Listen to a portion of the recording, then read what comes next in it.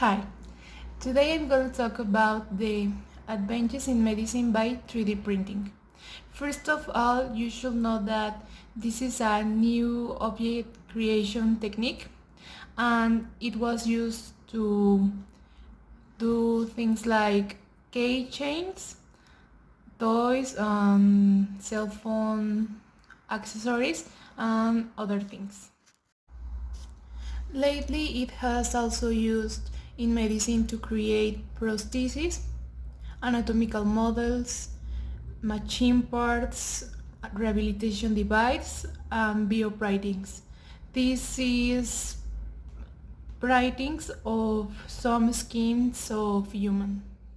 I had the opportunity to work with 3D printing to create a maset, and I like the properties of the material, especially for PLA.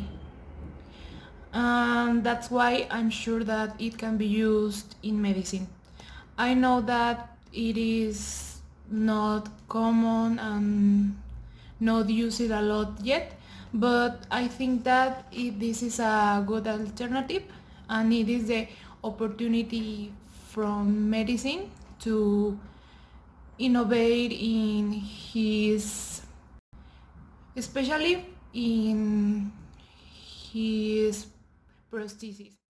And at the moment, this is the best option to make them faster than the ones made of silicone, of ecological materials, because PLA degrades faster than the other plastics, and to make them of a better appearance, because you can choose color, textures, and the grapes. And most importantly, I think that this is an opportunity for designers to work more importantly in medicine, because we also study anatomy and this is the moment to give it another use than ergonomy or things like that. And first we will make the model in the computer based in a study of a doctor, and then we will print it.